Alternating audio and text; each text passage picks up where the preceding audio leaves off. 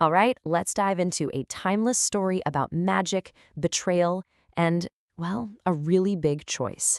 At its heart, it asks a pretty profound human question. If you had the absolute power to crush the people who wronged you, would you? This is the story of The Tempest. Just think about it for a second.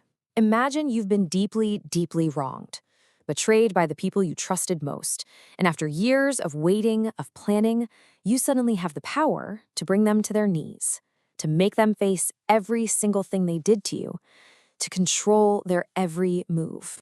So, what would you do? That's really the question at the heart of this whole thing.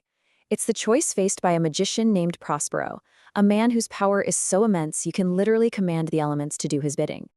And his story kicks off, like so many great stories do, with a storm. But believe me, this is no ordinary storm. So picture this. We're out on the open sea, and a royal ship is just being torn to shreds by this furious tempest. You've got waves the size of mountains crashing down, winds howling. It looks like pure, raw, chaotic nature at its worst. But it's not. It's actually an illusion, a performance of chaos, and it's all perfectly under control. Turns out, this storm is a deliberate act of magic. It's the work of Prospero, who is the rightful Duke of Milan. 12 long years ago, his own brother, Antonio, stole his dukedom and basically threw him and his daughter out to sea to die. But they survived, and now, from his isolated island, armed with these incredibly powerful books of magic, Prospero is finally pulling the strings of his revenge. Yeah, this whole storm, it's not about sinking the ship. It's about setting a stage. Prospero has conjured this whole spectacle not to kill his enemies, but to capture them. He uses his spirit servant, Ariel, to make sure every single person on that ship survives and lands safely on his island, exactly where he wants them. Revenge, after all these years, is finally within reach. Okay, so his enemies are on the island. Now what?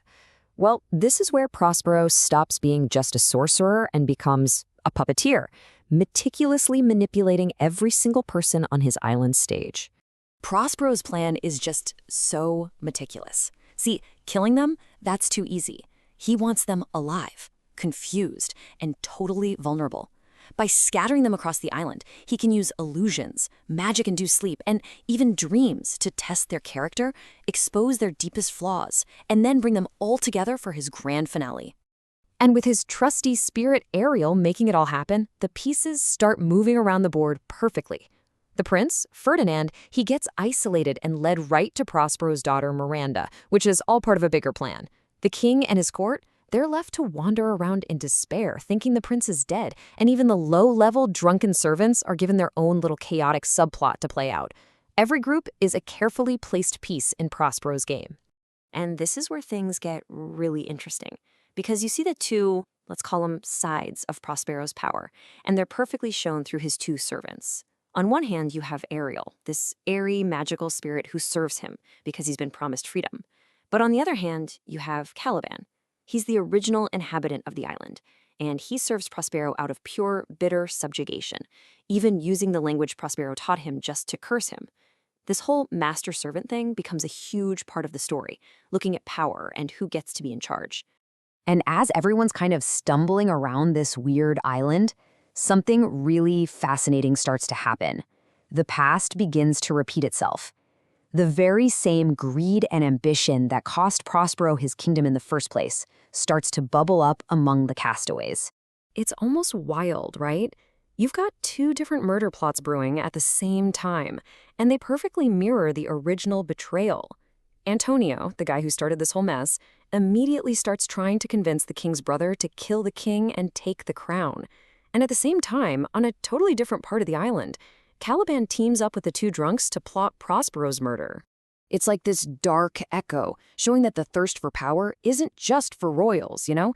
Whether it's nobles whispering about treason or commoners drunkenly scheming, that same dark impulse is there. And it proves to Prospero that the treachery he suffered, well, it wasn't a one-off thing. It's a deeply and tragically human flaw. So, all the pieces are in place. Everyone's true colors are showing, and this is it, the climax. Prospero's grand design is reaching its final moment. But the real test, it turns out, isn't for his enemies. It's a test of his own humanity. He unleashes these incredible illusions. He conjures a magical banquet that just vanishes when they try to touch it. He puts on this amazing celebratory show for his daughter and her new love. This is the peak of his power, the magic of theater itself.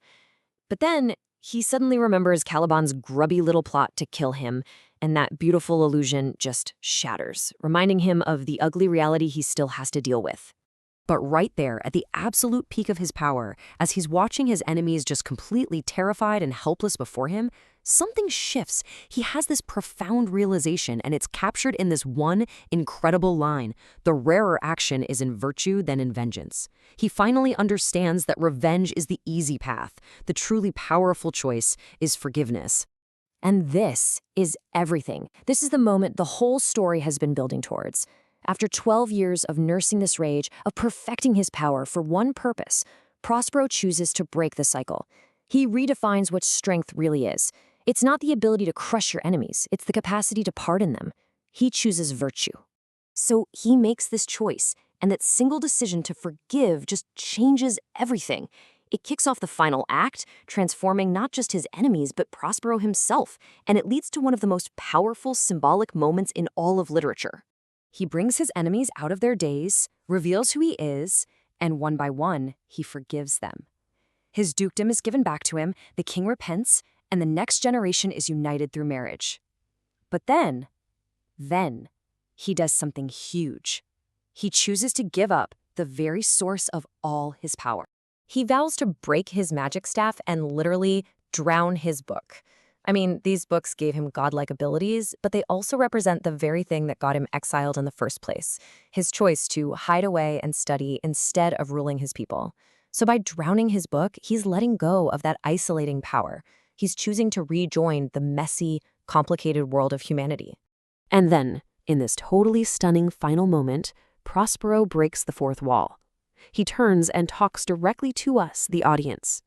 He says that now that his magic is gone, he's trapped on the island, and only our applause can set him free.